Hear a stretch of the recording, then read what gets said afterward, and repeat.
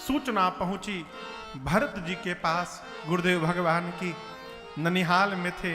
भरत भैया और शत्रुघ्न भैया दौड़ कर आए हैं। मां कैकेयी ने खूब स्वागत किया है, भीतर ले गई। कैकेयी मैया ने पूछा भरत जी से, मामा के घर सब कुशल है न पुत्र? भरत जी बोले, वहां तो सब कुशल है मां, मेरे घर में सब कुशल है ना? आज तक मैं जब भी बाहर से आया हूं, द्वार पर मेरी तीनों माताएं मेरा स्वागत की हैं। आज पहली बार ऐसा हुआ कि केवल आप खड़ी थी द्वार पर। मेरे घर में सब कुशल है ना? कैकेयी जी ने कहा कि पुत्र, कुशल तो मैंने सब कर लिया। बेचारी मंथरा ने बड़ी सहायता की, लेकिन एक बात कहूं, ब्रह्मा जी ने बीच में एक बात बिगाड़ दी। भरत जी ने पूछा, क्या हुआ मां? कैकेयी मां ने कहा, पुत्र सब कुछ ठीक हो गया था, लेकिन क्या कहें, अचानक आपके पिताजी नहीं रहे। गोस्वामी जी कहते हैं, भरत जी ने सुना पिताजी नहीं रहे, तात तात हाँ तात पुकारी, हे तात कह के भरत भैया खड़े खड़े गिर पड़े। जल से निकालने के बाद मछली को बाहर छोड़ दीजिए, और जैसे मछली तड़पने लगती है, भरत जी तड़पने लगे। मां कैकेयी कहती है, संभालो पुत्र। भरत जी कहते, कैसे संभालूं? भरत के हाथ को रघुनाथ के हाथ में सौंपे बिना पिताजी चले गए। मुझे कारण बताओ मां। और यहां दर्शन करिए, मां कैकेयी जान रही है कि ये आखिरी बार मेरा पुत्र अपने मुख से मुझे मां कह रहा है। अब आज के बाद भरत जी जीवन में कभी कैकेयी जी को मां नहीं बोले, कभी नहीं बोले मां। परंतु मां ने अपने आप को और कठोर किया और मन ही मन कहा, कैकेयी, जब तक तुम पूर्ण रूप से समाप्त नहीं हो जाओगी, तब तक तुम्हारा राम से मर्यादा पुरुषोत्तम राम कैसे बनेगा? तुमको समाप्त होना ही पड़ेगा। मां ने पूरी बात बताई कि आपके पिताजी राम को राजा बनाने वाले थे। मंथरा ने मुझे समझाया, मेरी समझ में बात आई। अब पुत्र, मैंने 2 वरदान मांग लिए, राम के स्थान पर तुम्हारे लिए राज सत्ता मांग ली। जैसे मां कैकेयी ने बात कही, भरत जी को लगा कि बिच्छू ने डंस मार लिया। भरत जी सोचने लगे, जब पहले वरदान में ये मांग लिया है, तो दूसरे वरदान में क्या मांगा होगा? भरत जी स्तब्ध हैं। कैकेयी मां ने कहा कि दूसरे वरदान में मैंने राम के लिए 14 वर्ष का वनवास मांगा। राम वन चले गए और राम के वियोग में आपके पिताजी चले गए। भरत जी फिर मूर्छित हो गए, मूर्छित हो गए। यहां दर्शन करिएगा, आदमी मोटरसाइकिल से जा रहा है और गिर जाए, उठकर देखे कि ये बायां हाथ पूरा छिल गया है, तब तक दिखाई पड़े कि दाहिना तो टूट गया है। और जब ये पता चलता है कि दाहिना टूट गया है, उसके बाद बाएं हाथ का छिलन दिखाई नहीं देता। मतलब जब बड़ा दुख आ जाता है तो छोटका दुख हेरा जाता है। हो भरत जी अब तक रो रहे थे कि पिताजी नहीं रहे, और जब सुने कि भैया वन चले गए, भरत जी पिताजी की मृत्यु भूल गए। भरत ही बिसरेऊ पितु मरण, सुनत राम बलगौन, और वो भी हेतु अपन पाओ जान जी थकित रहे धरी मौन। भरत जी मौन हो गए। मन ही मन कहे, कैकेयी, तू जो कह रही है वो पूर्ण सत्य नहीं है। पिताजी भैया के वियोग में नहीं मरे हैं। पिताजी चाहते तो प्राण बचा सकते थे, जहां भैया थे वहां जाकर 14 वर्ष रह सकते थे। लेकिन पिताजी जानते थे कि यदि मैं 14 वर्ष जीवित रहा तो इस पापी भरत का मुख मुझे देखना पड़ेगा। पिताजी भैया के वियोग में नहीं गए, इस पापी भरत का मुख न देखना पड़े, इसलिए मेरे आने के पहले पिताजी चले गए।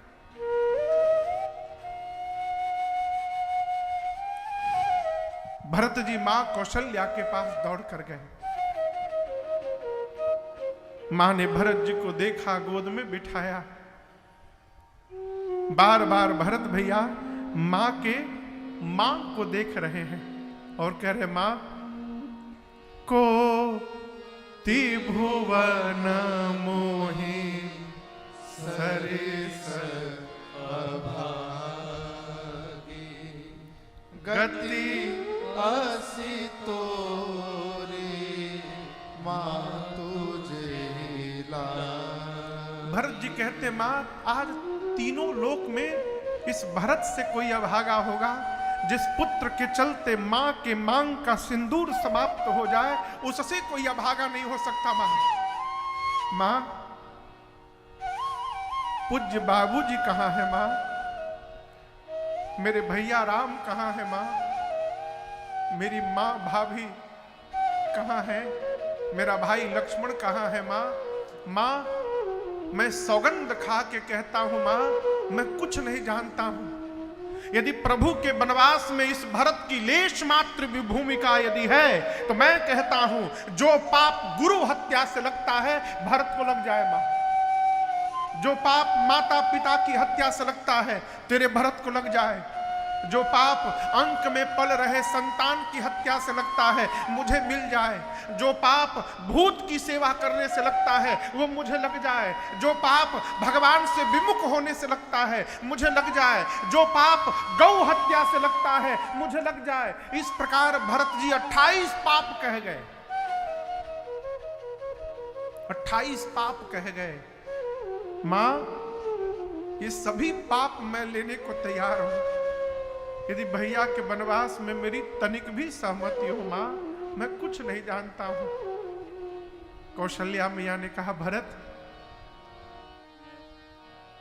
जिस सूर्य के आने के बाद पुत्र अंधकार समाप्त होता है, यह संभव है कि किसी दिन अंधकार ही सूर्य को समाप्त कर डाले। यह संभव है, हो सकता है। ज्ञान होने के बाद भी मोह समाप्त न हो, यह भी हो सकता है। जल से निकलने के बाद भी मछली मरे नहीं, जीवित रह जाए, यह भी हो सकता है। लेकिन मैं कहती हूं मेरा भरत अपने भैया के राम के विरुद्ध जाकर कुछ करेगा, यह किसी युग में संभव नहीं है। ऐसा कदापि नहीं हो सकता है। भरत जो ऐसा सोचेगा भी, मां कौशल्या कहती है, भरत जो ऐसा सोचेगा भी उसको स्वप्न में भी सुगति मिलने वाली नहीं है। भरत जी पूरी रात मां के पास बैठे रहे और एक ही बात कहते थे, मां जब जब याद पड़े रघुराई,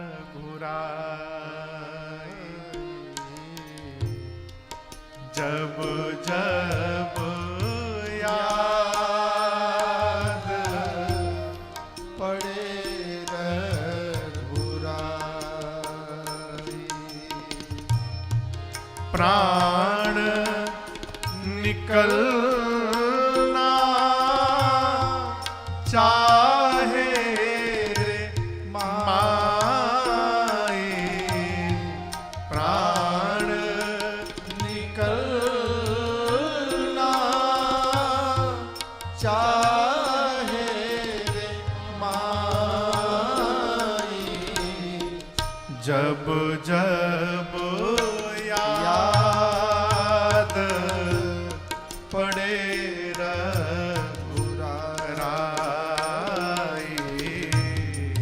जब जब याद पड़े रघुराई। मां भैया गए हैं तो पांव में कुछ पहने हैं ना मां? कौशल्या जी ने कहा, नंगे पांव गए। भरत जी और छटपटाने लगे, कहते, मां आप लोगों ने विचार भी नहीं किया है, आप एक बार भी सोचते उनके बारे में, कैसे होंगे भैया मेरे तपती धरा और जलती धूप में,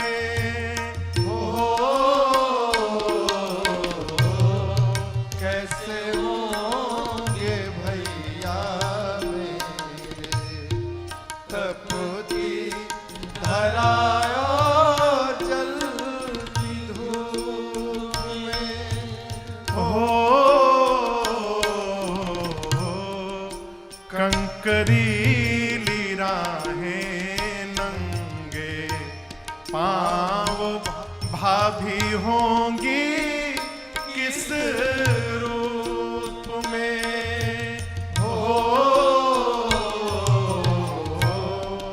कंकरीली राहें नंगे पाँव भाभी होंगी किस रूप में। कोई न समझे कोई न समझे पीर पराए जब जब याद पड़े रघुराई, जब जब याद पड़े रघुराई। माँ आप कहिए कैसे सहेंगे कैसे सहेंगे ये लंबी जुदाई जब जब याद पड़े रघुराई, जब जब याद पड़े रघुराई, जब जब याद पड़े रघुराई।